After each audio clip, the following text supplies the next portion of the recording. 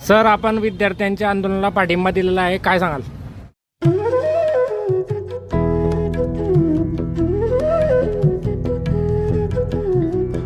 आम्ही आज इथे जळगावला शिवतीर्थ मैदानावर जे विद्यार्थी उपोषणाला बसले त्यांच्या पाठिंबासाठी ते बसलेलो आहोत। आमच्याबरोबर आमचे कार्याध्यक्ष संग्रामसिंग सूर्यवंशी आहे। राष्ट्रवादी काँग्रेसची पुरी टीम इथे होती त्यांना पाठिंबा द्यायसाठी।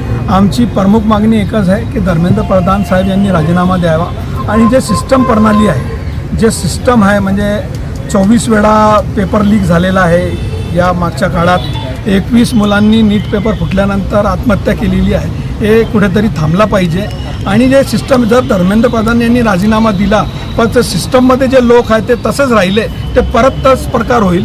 तर चीफ जस्टिस ऑफ इंडिया यांच्या अध्यक्षतेखाली एक म्हणजे सखोल चौकशी टीम बनली पाहिजे आणि त्यांनी सखोल चौकशी करून जे त्याच्यामध्ये दोषी आढळले असतील त्यांना कठोर शिक्षा झाली पाहिजे। मला तर असं वाटतं त्यांना फाशी झाली पाहिजे, कारण की हे भारताच्या भविष्याची खेळताय जे लोक खेळताय की 24 वेळा त्यांनी पेपर फोडला, महाराष्ट्र TTचा पेपर फुटला, ते म्हणजे विद्यार्थ्यांची खेळताय, त्यांच्या जीवनाशी खेळताय। त्यांना जर एकदा फाशी झाली तर हे सिस्टम बंद होईल।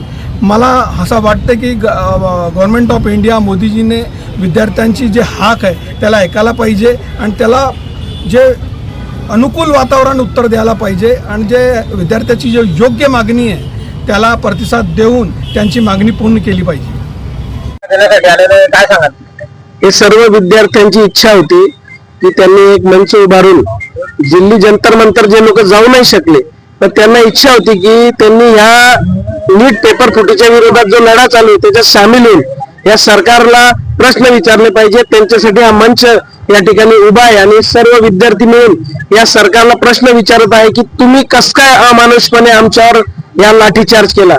धर्मेंद्र प्रधान हे राजीनामा का देत नाहीये? नीटचा पेपर कस काय फुटला आणि जे नीट पीडित परिवार आहेत त्यांना अजून मदत कशी भेटली नाही? हे सगळे प्रश्न या विद्यार्थ्यांनी या मंचावर उठवलेले आहेत आणि त्यांची रास्त मागणी शांतप्रिय पद्धतीने वेगळे विद्यार्थी या मंचावर बसलेले आहेत आणि सरकारला प्रश्न विचारत आहे आणि प्रश्न विचारत राहतील जोपर्यंत सरकार उत्तर देणार नाही आणि धर्मेंद्र प्रधान राजीनामा देणार।